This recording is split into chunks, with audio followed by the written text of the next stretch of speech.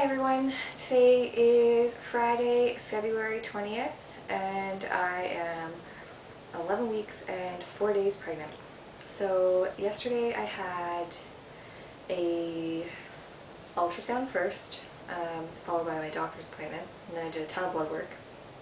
The ultrasound went really well. I was doing the IPS testing where they're testing for Down syndrome, neural tube defects, and what else? I can't remember exactly what it was.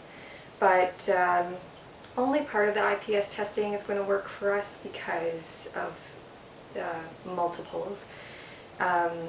So they'll be able to screen for Down syndrome, and but they won't be able to screen for neural tube defects because that's done through the blood work, from what I understand. She did measure the, what is it, like she did like the nuchal translucency with the little membrane down their back, and both babies measured well into the normal range. They were like 1.2 millimeters or something like that, and anything under 3 is normal. So that was good news. I do have some pictures. Let's see. Cover up my last name. So the top one is of baby B, and you can see baby A off to the right. And then the bottom picture is of baby A. They both took their turns being uncooperative. I went into the ultrasound with a full bladder, and as a result, baby A was pushed upside down, was like standing on its head, and as a result, she wasn't able to get a really good measurement at that point for baby A, and she was trying to do all of baby A's measurements first, and then move on to baby B. So, because baby B was being cooperative at that point, and in hindsight she probably should have done B first and then A, because after I peed, baby A was in the right position, but baby B had kind of flipped and was like facing up, I guess, so she couldn't see its back. So I literally had to do jumping jacks to get the baby to flop around enough to be able to get the measurement. But it was all pretty cool. They were very wiggly and active, and like you could see their little like arms and legs flailing around, and yeah, it was really cool. Paul was pretty excited through the whole ultrasound too. It was kind of cool for him to see all of that. As far as everything else went, like everything was normal. They're both measuring the exact same size. They're in different sacs, and they're separated by a pretty thick membrane, and that's apparently a good thing. They each have their own placentas, which is also good. The advantage of them being in separate sacs is that you don't have to worry about them getting tangled in each other's cords or anything like that, so that's good.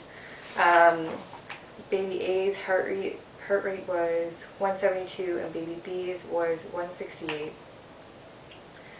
And everything looked normal, so that was really good. I don't know what I was thinking. I had saved up a couple requisitions so I could do all this blood work all at once, and when she started pulling the vials for how many she was going to take, I had to stop looking because I was like, oh my gosh, that's so many. I'm not bad for like needles and having blood taken. I just can't watch them do it. And I also don't like the feeling of the way they have to like rest. They kind of rest the vial on your arm as they're like waiting for it to fill, and I can feel the warmth. That just grosses me out so much. So I think she took like, it was at least a dozen vials between what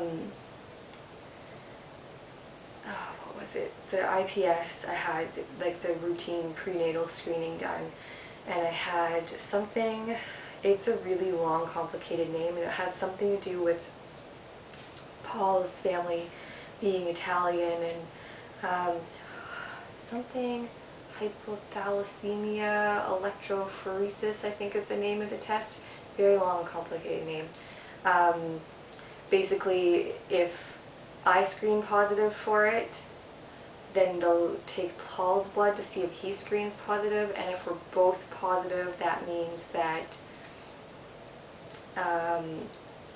there's a higher chance of like anemia, like that the babies would be anemic, I think is what it was. I honestly don't really know. But I figured that with all of the blood work that Paul's had done in the last 5 years, that someone would have picked up on whether this one particular thing was positive or not. And so as long as I screen negative, everything's fine. Doctor's appointment went well. I'm still going to be off work for a bit. He gave me another note to stay off until March 30th. I'm just going to kind of wait and see how I feel. I don't want to jinx myself, but my energy level has gotten a bit better, and the last 2 nights I have been feeling like surprisingly decent, knock on wood.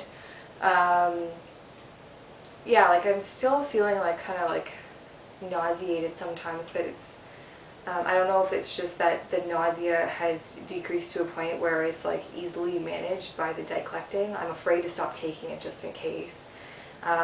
Or if it's actually kind of clearing up and I might actually get to go back to like feeling somewhat normal again. I'd be grateful for that. So I'm not really sure what's going to happen with work at this point. I've got a bit of calling around to figure out what I'm going to do. I kind of laughed at myself because the last video I made, I was like, oh yeah, I don't really have much to talk about, and then I rambled for like 15 minutes. So that was kind of ridiculous after I watched it back, and I was like, what?